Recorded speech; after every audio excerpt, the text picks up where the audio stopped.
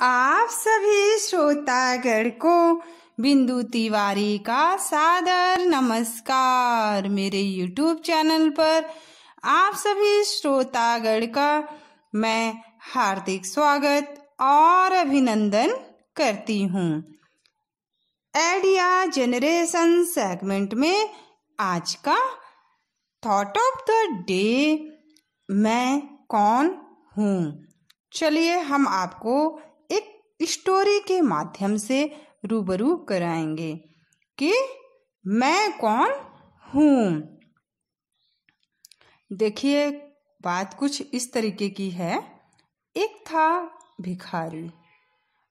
Rail सफर में भीख मांगने के दौरान एक सूट बूट पहने सेठ जी उसे दिखे।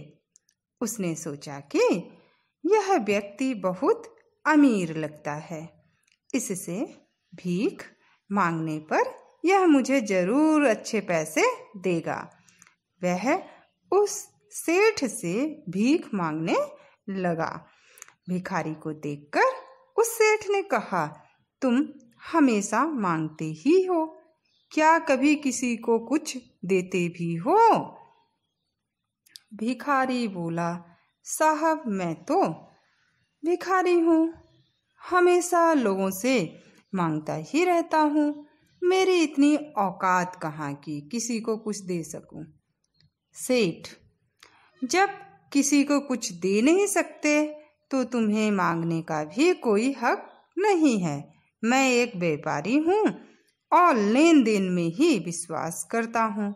अगर तुम्हारे पास मुझे कुछ देने को हो तभी मैं तुम्हें बदले में कुछ दे सकता हूँ। तभी वह स्टेशन आ गया जहाँ पर उस सेठ को उतरना था। वह ट्रेन से उतरा और चला गया। अब इधर भिखारी सेठ की कही बात के बारे में सोचने लगा। सेठ के द्वारा कही गई बात उस भिखारी के दिल में उतर गई। वह सोचने लगा कि शायद मुझे भीख में अधिक पैसा इसलिए नहीं मिल पाता क्योंकि मैं उसके बदले में किसी को कुछ दे नहीं पाता हूँ। लेकिन मैं तो भिखारी हूँ, किसी को कुछ देने लायक भी नहीं हूँ। लेकिन कब तक मैं लोगों को बिना कुछ दिए केवल मांगता ही रहूँगा।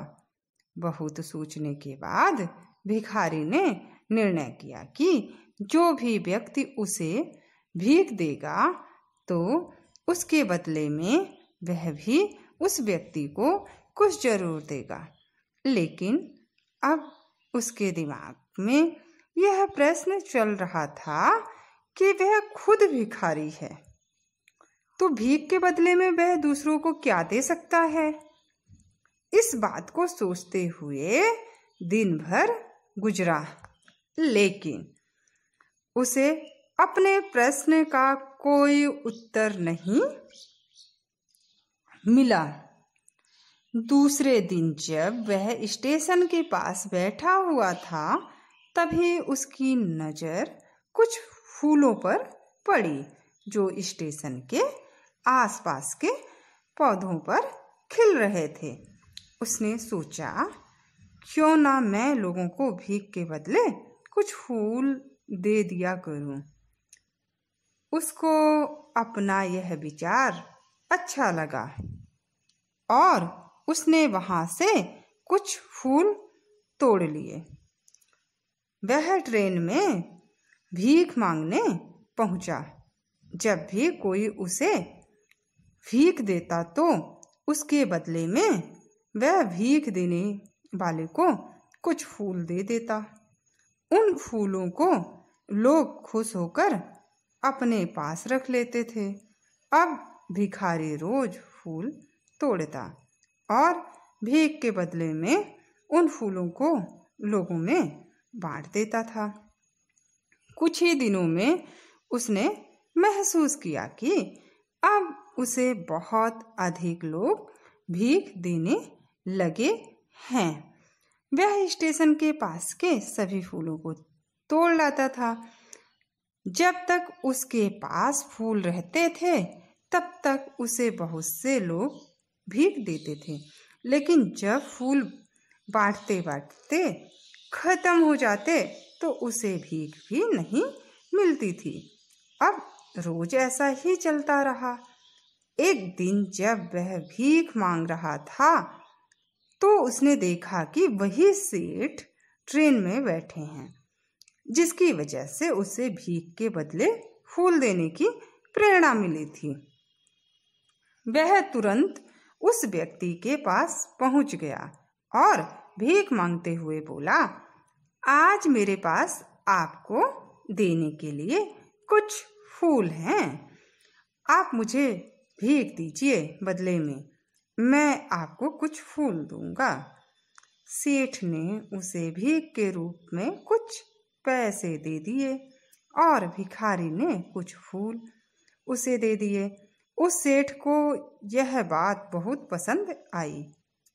अब देखिए सेठ, वह क्या बात है, आज तुम मेरी तरह एक व्यापारी बन गए हो। इतना कहकर फूल लेकर वह सेठ स्टेशन पर उतर गया।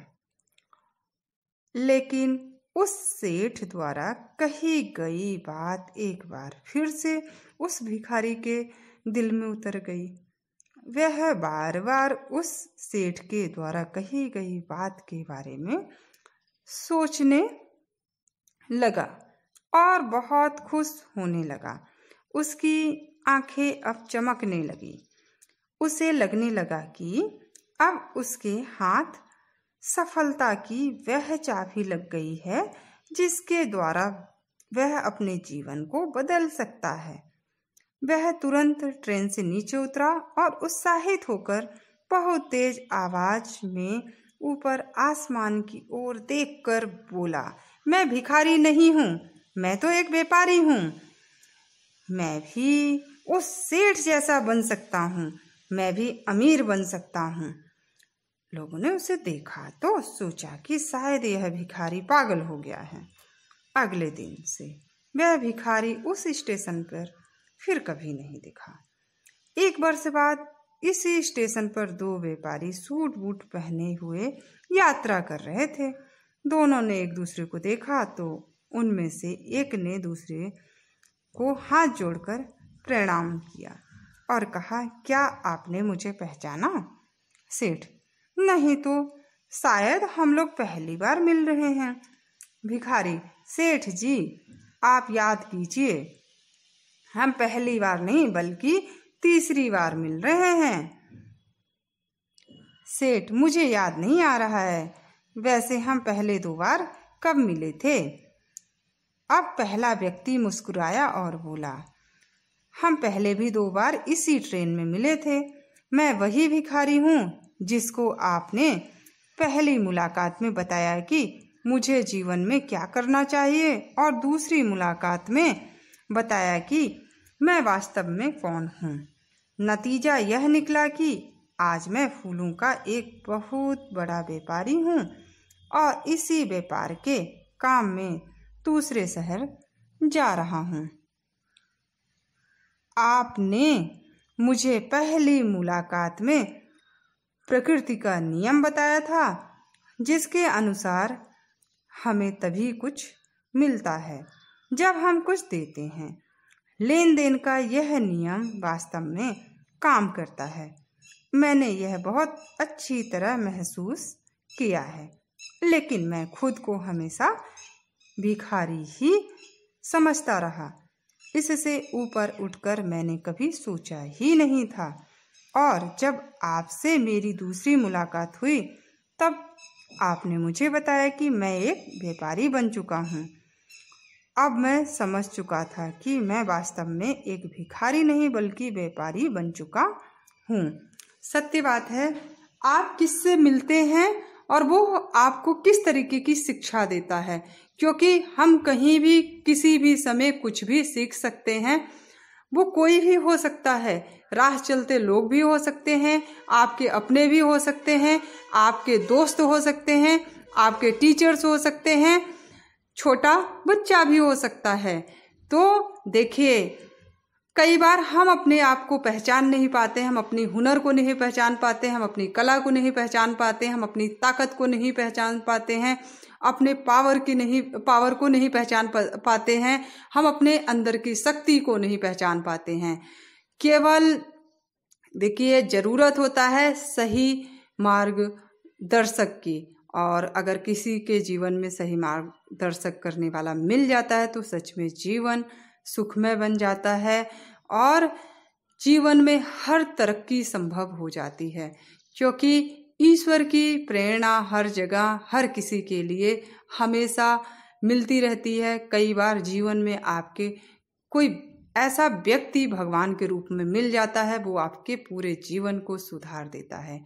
तो इस कहानी से हमें यह शिक्षा मिलती है, कभी भी कुछ भी हो सकता है और आपके हुनर को कोई भी पहचान कर आपके अंदर ऐसी ताकत को विकसित कर सकता है।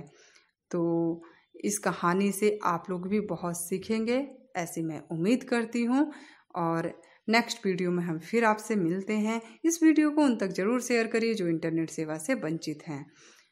और आप सबका इतना आदर सम्मान पाकर आप सभी को तहे दिल से बहुत बहुत धन्यवाद। बिंदु तिवारी की तरफ से सभी श्रोतागण को नमस्कार।